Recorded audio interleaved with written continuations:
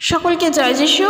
সকলকে স্বাগত এবং ধন্যবাদ জানিয়ে প্রভুর বাক্য নিয়ে চলে আসলাম আরও একটা সুন্দর দিনে।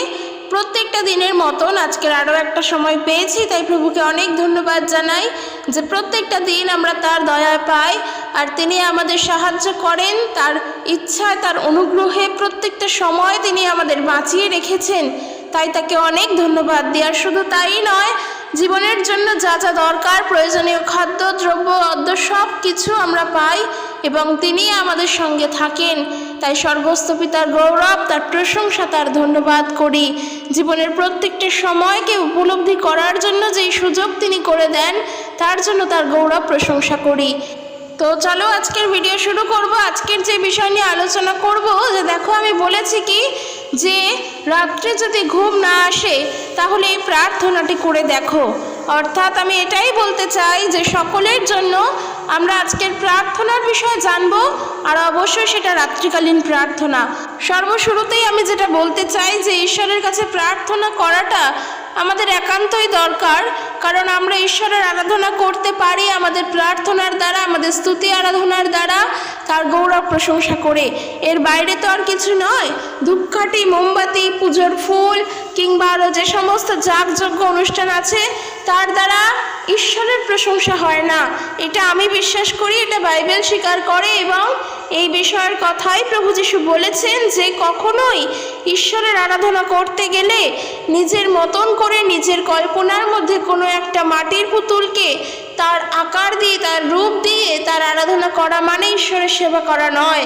কারণ যা তুমি বানাচ্ছ মাটি দিয়ে, সেটা কিন্তু মাটির পুতুলই, সেটা মাটিরই তৈরি হচ্ছে, তাতে কোনো প্রাণ থাকছে না।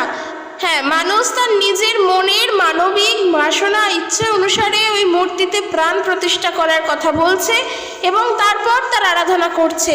আর তার মধ্য দিয়ে তারা এটাই মনে করে যে বুঝি ঈশ্বরের আরাধনা হয়। সর্বশুরুতে বলি, ঈশ্বরের ইচ্ছা, ঈশ্বরের ভাবনা চিন্তা, ঈশ্বরের কার্যকলাপ কখনোই মানুষের নিজ ইচ্ছা অনুসারে হয় না, মানুষের নিজ ভাবনা অনুসারে হয় না। আমরা হয়তো এটা বলি, আমার যখন সুবিধা হবে আমি তখন ঈশ্বরের সেবা করব, আমার যখন ইচ্ছা হবে আমি তখন ঈশ্বরের সেবা করব। অর্থাৎ আমরা মনে করি আমাদের যেমন খুশি, যেমন সুবিধা, যেমনভাবে আমি জীবনে এগোচ্ছি আমি সেইভাবে ঈশ্বরের সেবা করব। ঈশ্বরকে আমরা আমাদের মতন করে চালানোর চেষ্টা করি, কিন্তু সেটা কি সত্যি? সেটা কি ঠিক? তিনি আমাদেরকে চালনা করছেন, তিনি তার সময় অনুসারে, তার ইচ্ছা অনুসারে আমাদের চালনা করছেন। সেখানে আমরা কখনোই একজন সাধারণ মানুষ হয়ে আমাদের নিজের ইচ্ছা অনুসারে ঈশ্বরকে চালনা করতে পারি না, কারণ সেই ক্ষমতা, সেই ঔদ্ধত্য, সেই শক্তি যাই বলো না কেন কিছুই আমাদের নেই। কারণ এটা তো ঠিকই নয়, কারণ যিনি আমাকে সৃষ্টি করেছেন তিনি আমাকে চালনা করবেন, যিনি আমাকে বানিয়েছেন তিনি আমাকে চালাবেন, আমি তো তাকে চালাবো না। তাই আমরা নিজের ইচ্ছা অনুসারে ঈশ্বরের সেবা করতে পারি না, এটা বলা ভুল। যখন তার সময় হয়, যখন তার ইচ্ছা হয়, ঠিক সেই সময়ে তিনি আমাদেরকে দিয়ে কার্য করিয়ে নেন। তাই যেটা আমার বলার কথা যে ঈশ্বরের কাছে প্রার্থনা করাটাই আমাদের একান্ত প্রয়োজন বা কর্তব্য সবার জন্য। কারণ প্রার্থনা ছাড়া তুমি ঈশ্বরের সঙ্গে যোগাযোগ করতে পারবে না, তুমি প্রার্থনাবিহীন ঈশ্বরের সঙ্গে যোগাযোগ রাখতে পারবে না। তুমি হয়তো বলবে যে আমি পুজো করলাম, আমি ধূপ জ্বালালাম, ধুনো জ্বালালাম, তাতেই আমি ঈশ্বরের সেবা করলাম, তাতেই তার সঙ্গে আমার যোগাযোগ। তুমি যেটা করলে সেটা বাহ্যিক কাজকর্ম করলে, ধূপ জ্বালালে, ধুনো জ্বালালে, তাকে খেতে দিলে, তাকে জল দিলে, এগুলো বাহ্যিক কাজকর্ম, এগুলো আত্মিক কাজকর্ম নয়। আত্মিকতা তখনই হয় যখন তুমি তোমার বিশ্বাসের দ্বারা তার আরাধনা করবে, এবং সেই আরাধনাতে কখনোই লোককে দেখানোর জন্য হবে না, কোনো আড়ম্বরের মধ্য দিয়ে হবে না। যা আসবে সেটা অন্তর থেকে একদম পিওর, হৃদয় থেকে একদম খাঁটি আরাধনা আসবে, যা তুমি অন্তর থেকে করবে, আর ঈশ্বর তোমার সেটাই গ্রহণ করবেন। তাই সেই জায়গায় প্রার্থনাটা একটা মাধ্যম, বা প্রার্থনাটা একটা খুবই গুরুত্বপূর্ণ বিষয় যেখানে আমরা ঈশ্বরের সেবা করতে পারি আমাদের প্রার্থনার দ্বারা। এখানে একটু বলি, যেখানে বাইবেল শিক্ষা দিচ্ছে, বাইবেল বলছে আমরা যখন প্রার্থনা করি আমাদের সেই প্রার্থনা সুগন্ধি ধূপের ন্যায় ঈশ্বরের নিকটে যায়। অর্থাৎ সান্ধ্যকালীন যেই ধূপকাঠি জ্বালানো হয়, যখন আমরা কিনা এই পূজার্চনার সঙ্গে যুক্ত ছিলাম, আমরাও প্রত্যেক দিন সন্ধেবেলা ধূপ ধুনো জ্বালাতাম। তো ঈশ্বরের বাক্য অর্থাৎ বাইবেল বলছে আমরা যখন প্রার্থনা করি, সেই প্রার্থনা সান্ধ্যকালীন ধূপের ন্যায় ঈশ্বরের নিকটে পৌঁছায়। তাহলে বোঝো সেই প্রার্থনা করাটা কতটা গুরুত্বপূর্ণ। আমরা ধূপকাঠি জ্বালানোটা, মোমবাতি জ্বালানোটা যেমন গুরুত্বপূর্ণ বলে জানি এবং তা করতেই হয়, সন্ধে দিতেই হয়, এটা যেমন গুরুত্ব বলে জানি, ঠিক তার থেকেও বেশি গুরুত্ব তুমি যখন তার কাছে প্রার্থনা করো। তাই প্রার্থনা করাটা আমাদের জন্য খুবই প্রয়োজন, খুবই দরকার। আমরা এটা যেন ভুলে না যাই। এবার একটা কথা বলি, এই যে যখন প্রার্থনা করি আমরা অনেকেই যারা প্রভু যিশুকে নতুন জানছি, আমাদের মধ্যে একটা ভাবনা আসে যে এই প্রার্থনা করাটা কি। আমি বলবো, তুমি যতই চেষ্টা করো এই প্রার্থনা করাকে মুখস্থ করতে, কিংবা হয়তো কারোর থেকে লিখে নিয়েছো কি করে প্রার্থনা করতে হয়, সেটা মুখস্থ করেছো, এবং যখন তুমি নিজে প্রার্থনা করবে সেই মুখস্থ তুমি বলতে চাইবে, কিন্তু আমি বলছি কোনোভাবে সেই মুখস্থ তুমি বলতে পারবে না। কারণ প্রার্থনা করা কোনো মুখস্থ বলা কবিতা নয়, প্রার্থনা করা কোনো মুখস্থ বলা আবৃত্তি নয়, ছড়া নয়, মন্ত্র নয়, কোনো যাগযজ্ঞের নিয়মকানুন নয়। প্রার্থনা করা মানে তোমার যা যা কথা আছে, তোমার যা যা বিষয় আছে, তুমি সবটা প্রভুর কাছে বলো। সেটা তুমি প্রভু যিশুর কাছে জানাও। তোমার অন্তরের যা যা বিষয় আছে, যা যা কথা, যা মানুষকে বলতে পারো না। আমরা অনেক কথাই নিজের মনে আমরা সারাদিন বলতে থাকি, তখন আমরা বুঝি না এই কথাগুলো কোন মাত্রা দিয়ে কিভাবে বলছি। অর্থাৎ তুমি যা যা কথা তোমার অন্তরে রয়েছে সেগুলো প্রভু যিশুকে বলো, সেটাই তোমার প্রার্থনা। এবং সেখানে তোমার কতটা সত্যতা রয়েছে আর কতটা উদ্দেশ্য বেঠিক বা ঠিক নয় সেটা প্রভু বিচার করবেন, কিন্তু উত্তর তিনি দেবেন। তাই তোমার সব কথা তুমি তাকে জানাও, তাকে বলো। যিনি উত্তরদাতা তিনি উত্তর দেবেন, কারণ বাক্য শিক্ষা দিচ্ছে, বাইবেল বলছে যেন আমরা তার কাছে সংকটের দিনে প্রার্থনা করি, যেন আমরা তার কাছে আমাদের আনন্দের দিনে প্রার্থনা করি, যেন আমরা তার কাছে আমাদের দুঃখের দিনে প্রার্থনা করি, যেন আমাদের দুর্দশার দিনে প্রার্থনা করি। আমরা যেন সব সময় তার কাছে প্রার্থনা করি। আমাদের জীবনের যেই যেই অনুভূতিগুলো কাজ করে সেই সকল সময় যেন তাকে ডাকি, কারণ প্রার্থনার দ্বারা তিনি উত্তর দেন। আর আজকের আমি যে বিষয় বলেছি যে রাত্রে যদি ঘুম না আসে তখন এই প্রার্থনা করো। হ্যাঁ, এটা একটা বড় সমস্যা, এটা একটা জেনুইন প্রবলেম, একটা বড় প্রবলেম যাদের রাত্রে ঘুম আসে না। সারাদিন কাজকর্ম করার পর যখন দেখি রাত্রে ঘুম নেই, তখন কিচ্ছু ভালো লাগে না, তখন হাঁটা চলা করে পায়চারি করেও হয়তো ঘুম আসে না। আমি তাদের জন্য বলতে চাই, তোমরা প্রার্থনা করো, প্রার্থনা করে শোও, এবং যদি ঘুম ভেঙেও যায় তাহলেও প্রার্থনা করো।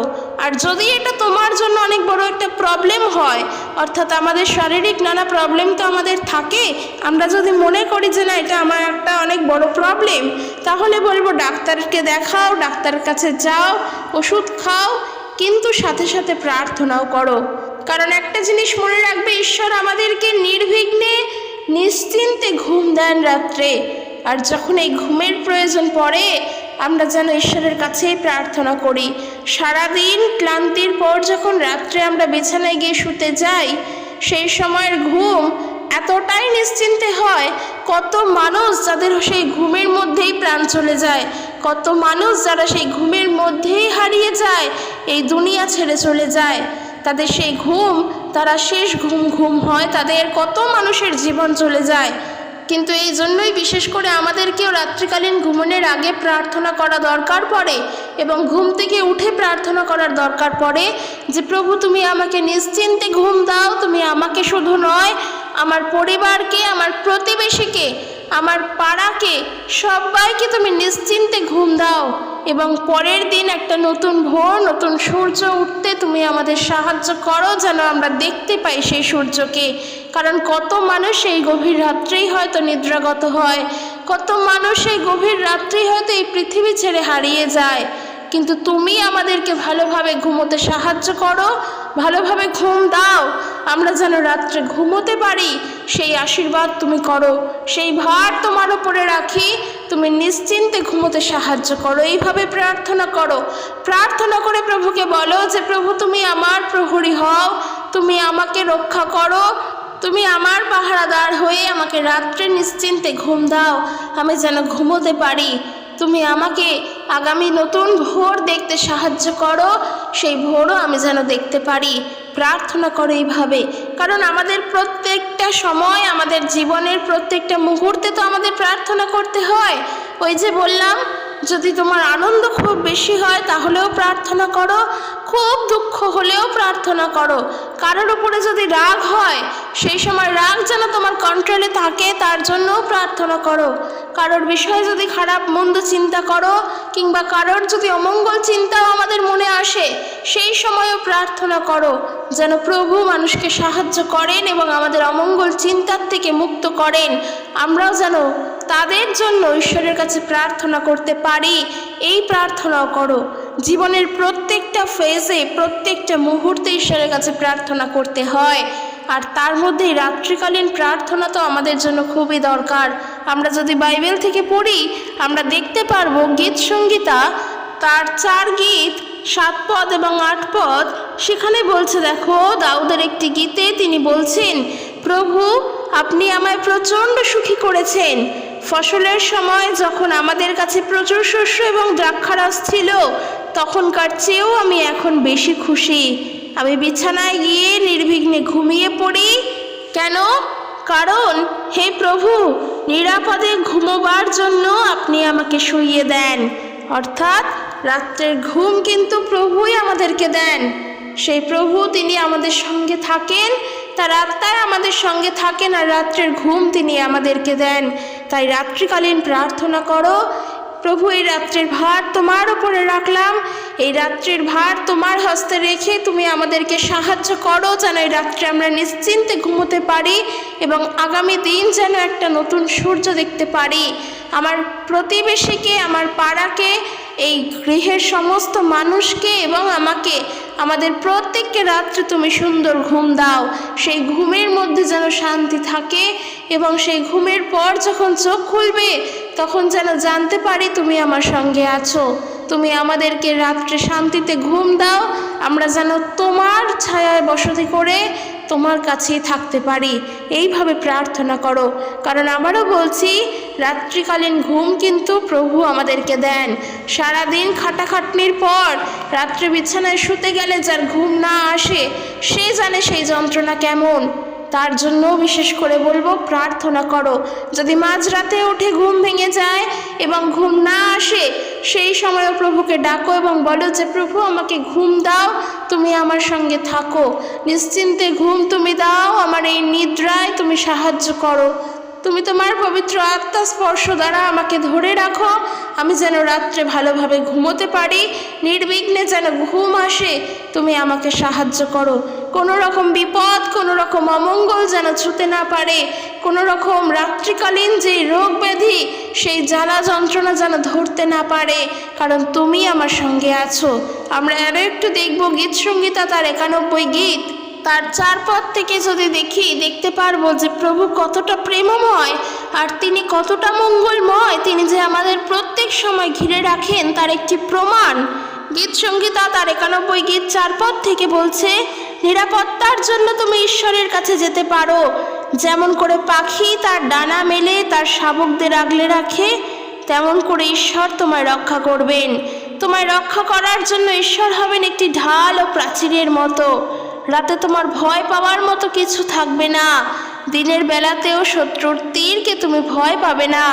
নিশাকালে যে অসুখ আসে তাকে তুমি ভয় পাবে না, কিংবা দিনের বেলায় যে ভয়ঙ্কর অসুস্থতা আসে তাকেও তুমি ভয় পাবে না।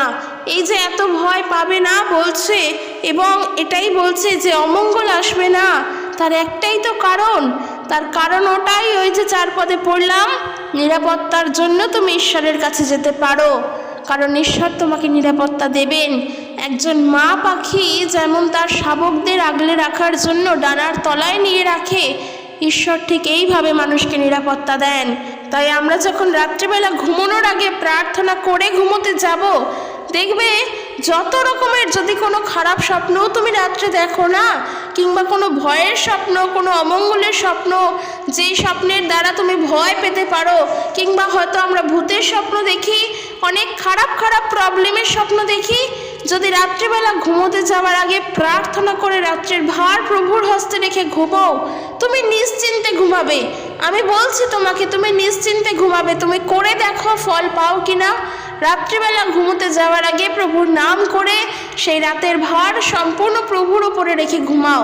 তারপর দেখো সেই রাত্রের ঘুম তোমার নিশ্চিন্তের হয় কিনা।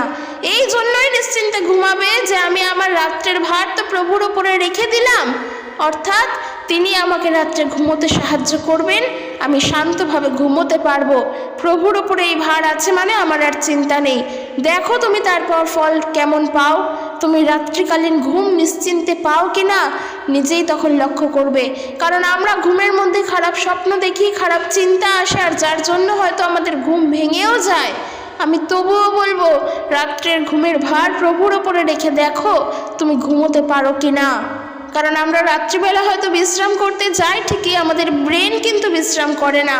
তাই সেই ব্রেন যেন প্রভুর হাতে থাকে, আর সেই ব্রেনে যেন খারাপ চিন্তাও না আসে, কোনো ভয় যেন না আসে, সেখানে যেন প্রভু সাহায্য করেন, সেই প্রার্থনা করো। কারণ যিশুর নামের শক্তি, অনেক শক্তি। আমরা যখন একে অপরের কাছে জয় যিশু বলি, যখন জয় যিশু বলে যিশুর নামকে সম্বোধন করি, এক বিশ্বাসী আরেক বিশ্বাসী ভাই বোনকে দেখলে জয় যিশু বলি, এখানে হচ্ছে শক্তি আদান প্রদান হয়। কারণ যিশুর নামের শক্তি হলো সেই শক্তি যার দ্বারা দিয়াবল পর্যন্ত ভয় পায়। তখন আমরা শক্তি আদান প্রদান করি। তাই প্রার্থনা করে প্রভু যিশুর নাম করে তুমি নিশ্চিন্তে ঘুমাও, দেখবে রাত্রের ঘুম তোমার ভালো হবেই। কারণ তুমি সেই ফল নিজে পাবে, সেই ভার প্রভুর ওপরে রেখেছো, মানুষের ওপরে না। এটা মনে রাখবে বারবার। আমি যার কাছে প্রার্থনা করি তিনি কোনো একজন সাধারণ মানুষ নয় যে তিনি শুধুমাত্র আমার কথাগুলিকে শুনবেন। তিনি হলেন ঈশ্বর। তিনি আমার জীবনকে পরিচালনা করেন, তিনি আমার ভবিষ্যৎকে চালাবেন। তার উপরেই সমস্ত কিছুর ভার। তার কাছে প্রার্থনা করলে উত্তর আমার আসবেই। এই প্রার্থনা করে ঘুমাও, রাত্রের ভার ঈশ্বরের হাতে রেখে ঘুমাও। যেই বিষয়গুলি বলতে বললাম সেগুলো বলে ঘুমাও, দেখবেন রাত্রিকালীন ঘুম প্রভু নিশ্চিন্তে নির্বিঘ্নে দেবেন, চিন্তার কোনো কারণ নেই। প্রভু যিশু আছেন, আমাদের ভয় কিসের? প্রভু যিশু আছেন, আমাদের চিন্তা কিসের? তিনি আমাদের ভার নিয়েছেন, তিনি আমাদের চালাবেন। আমরা চিন্তা করে কি করব? আমাদের চিন্তা করে কিছুই হবে না। চিন্তার কারণে শরীর খারাপ করবে। বরং ঈশ্বরের ওপরে ভার রাখো, তিনি তার ইচ্ছা অনুসারে আমাদের চালনা করুক। এই প্রার্থনা প্রভুর কাছে সব সময় থাকুক। তো চলো আজকের এখানে শেষ করছি। ভিডিওটি সকলের কাছে পৌঁছে দিও এবং তোমরাও জানিও ভিডিওটি কেমন লাগলো। ঈশ্বর তার আপন বাক্যের দ্বারা প্রত্যেককে আশীর্বাদযুক্ত করুক। সকলে সুস্থভাবে থেকো। জয় যিশু। Praise the Lord.